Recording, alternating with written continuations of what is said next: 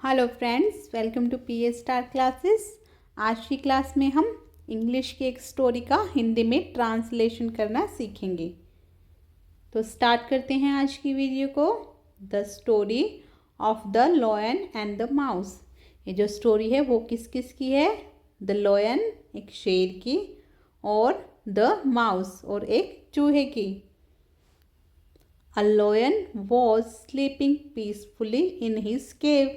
अब देखो, लायन का मतलब होता है शेर, स्लीपिंग का मतलब होता है सोना, पीसफुली का मतलब होता है शांति से, एंड केव का मतलब होता है गुफा में। यानी कि वो जो शेर था वो अपनी गुफा में शांति से सो रहा था। सडनली का मतलब होता है अचानक से, एकदम से। सडनली अ माउस केम, यानी कि सडनली अ माउस केम यानी अचानक से माउस चूहा आता है। And started jumping on the Lions body. Jumping का मतलब होता है कूदना, बॉडी का मतलब होता है शरीर पर। अब देखो चूहे ने क्या किया। अ माउस केम, एक चूहा आया, and started jumping on the lions body, और उसने शेर के शरीर पर कूदना शुरू कर दिया। The lion caught the mouse. जो शेर है उसने, कॉट मतलब होता है पकड़ा, यानी कि शेर ने चूहे को पकड़ लिया। The mouse began to cry. Cry का मतलब होता है रोना। अब चूहे ने क्या किया? बिगिन मतलब स्टार्ट करना, शुरू करना। चूहे ने रोना शुरू कर दिया।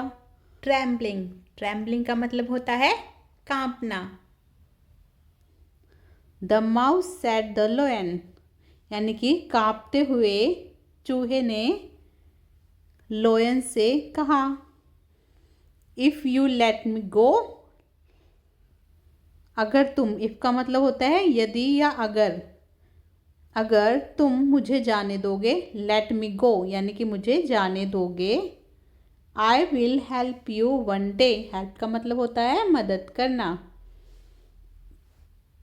I will help you one day यानी एक दिन मैं तुम्हारी मदद करूँगा। हियरिंग का मतलब होता है सुनना, यानी हियरिंग दिस का मतलब होता है यह सुनने के बाद। द लायन लाफ्ड, लाफ्ड मतलब हंसना। ये सुनने के बाद शेर हंसने लगा। ही थॉट, उसने सोचा। थॉट का मतलब होता है सोचना। उसने सोचा, how how can a small mouse be of any use to me. अब क्या बोलता है शेर? कैन का मतलब होता है सकना, स्मॉल का मतलब होता है छोटा, और यूज टू मी मेरे किस काम का। अब क्या बोल रहा है शेर? How can a small mouse be of an use to me, यानी कि एक छोटा सा चूहा मेरे किसी काम का कैसे हो सकता है। बट स्टिल, लेकिन, फिर भी। स्टिल का मतलब फिर भी, बट का मतलब लेकिन, बट स्टिल फिर भी। ही डिसाइडेड, उसने फैसला किया, to let the mouse go. Let the mouse go यानी कि माउस को जाने देने का उसने फैसला किया।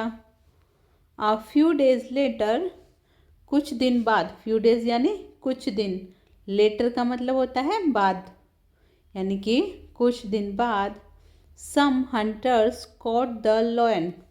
अब क्या हुआ कुछ दिन बाद? हंटर्स होते हैं शिकारी, जो कि जानवरों का शिकार करके उनको पकड़ लेते हैं। सम होता है कुछ, कॉट का मतलब होता है पकड़ना। सम हंटर्स कॉट द लायन, कुछ शिकारियों ने लायन को पकड़ लिया। And trapped him in a net, और क्या किया? ट्रैप्ड मतलब होता है फंसाना, नेट का मतलब होता है जाल, हिम का मतलब होता है उन्होंने, यानी कि शिकारियों ने। And trapped him in a net, उन्होंने जाल में फंसा लिया। हियरिंग द लायंस रोर, अब रोर का मतलब क्या होता है? दहाड़। हेयरिंग का मतलब होता है सुनना। हेयरिंग द लॉयंस रोर, यानी कि शेर की दहाड़ सुनने के बाद। The mouse came running to help. अब चूहे ने वादा किया था कि वो शेर की मदद करेगा। अब चूहे ने शेर की दहाड़ सुनी। The mouse came running to help, और चूहा शेर की मदद करने के लिए चूहा दौड़ा। The mouse used it's sharp teeth. Sharp का मतलब क्या होता है? तीखे। टीथ का मतलब होता है दांत, और यूज्ड का मतलब होता है यूज़ करना।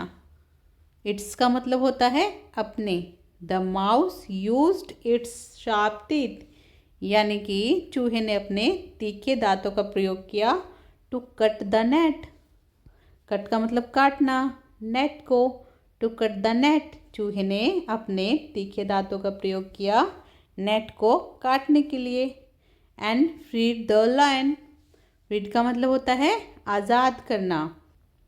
लॉयन को आज़ाद कर दिया। And freed the lion, lion को आज़ाद कर दिया। आफ्टर दैट, उसके बाद। आफ्टर दैट का मतलब होता है उसके बाद। The mouse and the lion became good friends. Friends का मतलब दोस्त, बिकेम का मतलब बनना। अब क्या होता है? The mouse and the lion became good friends. जो चूहा था और शेर था वो दोनों अच्छे दोस्त बन गए। आई होप आपको ये ट्रांसलेशन अच्छे से समझ में आया होगा और सभी वर्ड्स का मीनिंग भी समझ में आया होगा। नेक्स्ट क्लास में मिलते हैं, तब तक के लिए goodbye and take care.